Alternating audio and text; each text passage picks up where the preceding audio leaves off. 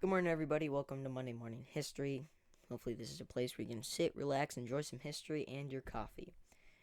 My name is Logan, and today we're talking about the colonization of North America. But if you want to talk about anything else, let me know, and I'll gladly look into it for you. We're going to start in 1584 with the work of Richard Hakluyt called The Discourse of Western Planting.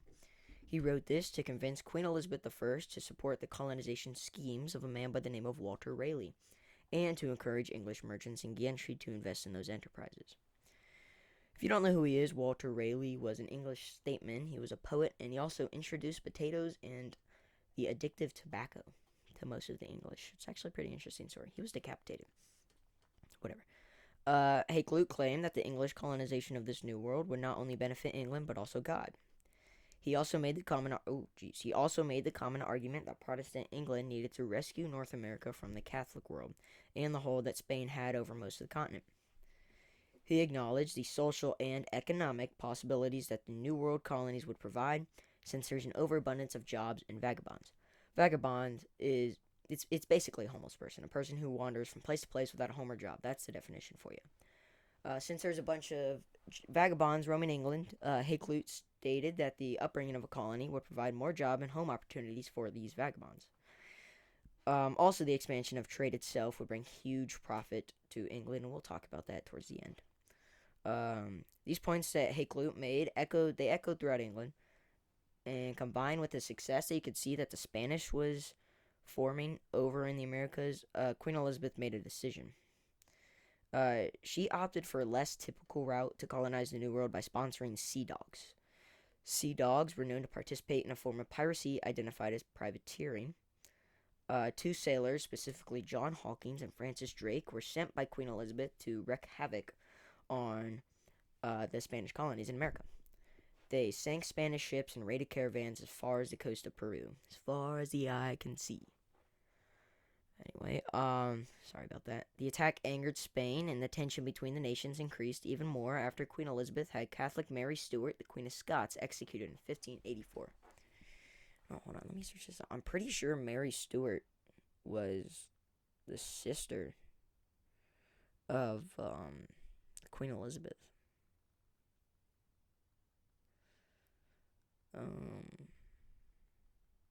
No, I'm wrong. My apologies. I was wrong. In the following year, King Philip II of Spain decided to retaliate in what would become the largest invasion to have yet occurred, with the goal of annihilating the British Navy. He deployed 18,000 soldiers, 8,000 sailors, and 130 ships. That is a lot for back then. The Spaniards made no mistake in targeting the British Navy, which played a huge role in England's trade and power. But the latter, or the English Navy, were equipped with more suitable ships for such a battle and quickly beat back the Spanish Armada. The Armada had to retreat. They decided to go to the Netherlands. Because they were good allies back then, and they had enough reinforcements for them. But an unexpected storm finished off the remainder of the Spanish ships, leaving England as a victor. Now all they had to do was focus on the colonies. With the 16th century coming to a close, the English had already made multiple attempts to colonize North America. A not so well known one is an attempt by a man by the name of Sir Humphrey Gilbert. He was one of the men in charge of such efforts, but failed miserably. Another man, you should know him, Mr. John White, made a similar attempt in 1587 on Roanoke Island with 150 other colonists. The colony quickly ran out of supplies and resources, so White took the next ship back to England to gain supplies, but he was trapped on English homeland due to the situation brought about by the Spanish Armada. That was around the time that Spain invaded England. So when he got back, Roanoke Island was abandoned, and his effort had failed. In the beginning of the 17th century, which is the 1600s, there had still yet to be a successful attempt to colonize the Americas. But with the sad passing of Queen Elizabeth I in 1603, the future of England's colonial efforts was left in the hands of King James I. He did a lot. He established the Virginia Company. We'll get into that, and he basically brought it back up. Without King James, in my opinion, we would have never been colonized. So, well.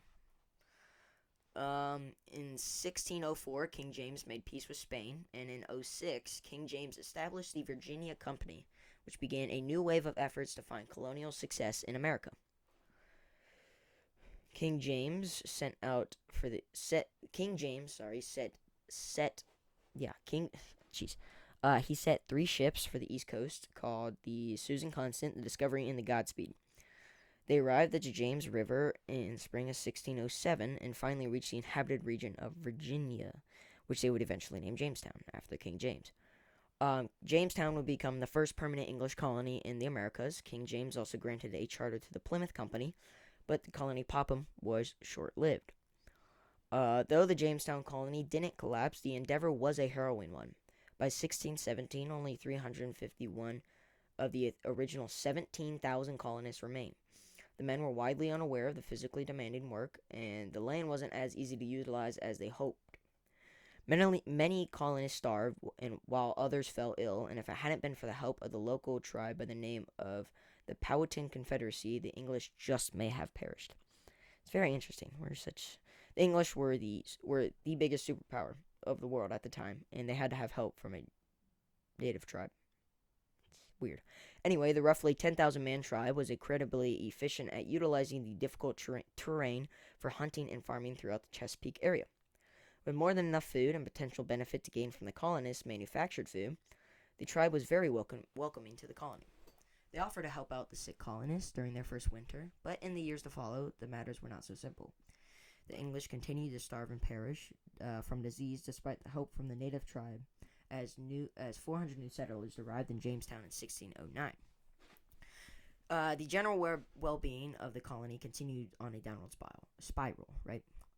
The relationship with the natives deteriorated as occasional guerrilla warfare broke out between the colonists and the native tribe as the English were still starving. Guerrilla warfare is warfare where you got 2 people on one side, right? And they're fighting without knowing where they're shooting. They're just shooting and hoping they hit an enemy, like the Vietnam War. A lot of people know about that. They're in the trees. Yeah, anyway. Sorry about that. Let's see where I am. The English continued to starve and perish. Nope, I already got past that. The fate of Jamestown seemed worse, No major improvement was made until 1614 when the daughter of Powhatan, he was the leader of the Powhatan Confederacy, obviously. Pocahontas, she married an English colonist by the name of John Rolfe. This at least began to ease tension between the English and the natives. The young colony seemed to see some new changes in leadership as a discovery of what would be their savior, tobacco. Yeah, so we'll get into it, but if you don't want to listen anymore, long story short, tobacco saved the colony. That's why it's their savior. It brought them millions of dollars. Jamestown colonists were rescued by an uprising of the man, being new to the native world, and immensely popular from the start of its first exports to Europe. Within 40 years, the Jamestown exports were bringing in 15 million pounds per year. The colony suddenly went from a dwindling and starving group of Englishmen to fast-growing colonial power in need of more men for the increasing jobs the new market was providing.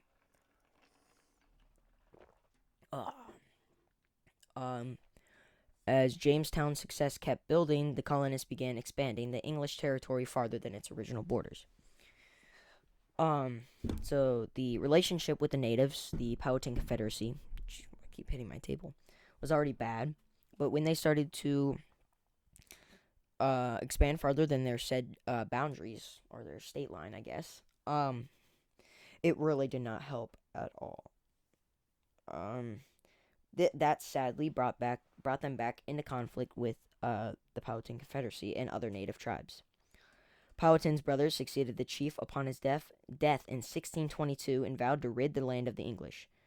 On March 22nd of 1622, he and his tribe attacked the colony and massacred 347 colonists in a single day. This, however, in the minds of the English, justified years of fierce brutality. Now we're getting into the method. The new method of how the English would continue colonizing America was vastly different from how their competition, the French and the Spanish, have colonized themselves.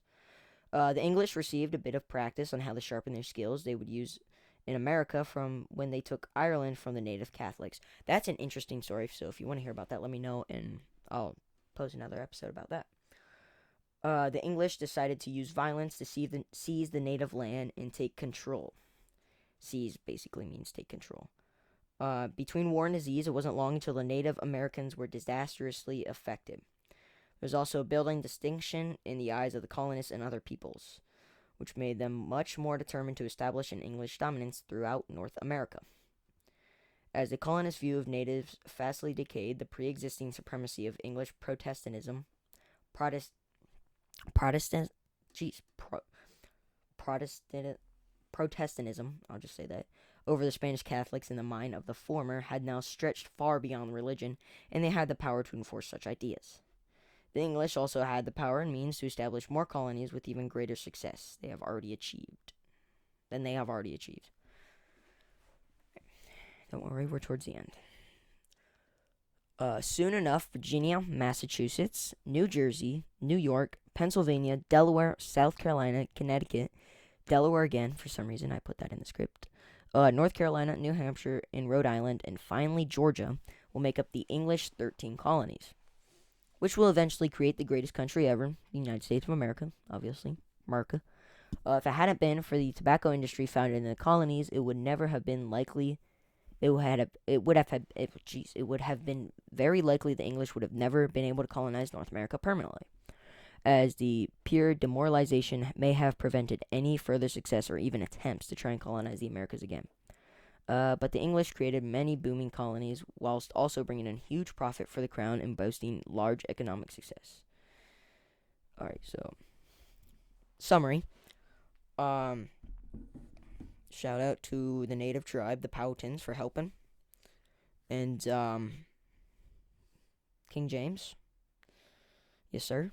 All in all, today we talked about how the English colonized America and the struggles they had to go through and the success they got in the end, which was really good. I think with all the colonies combined, they brought in almost 100 million. I'm pretty sure. It's like a large number.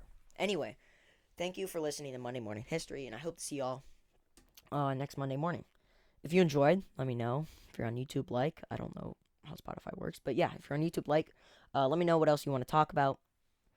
And yeah, have a good day. See y'all next week. Bye-bye.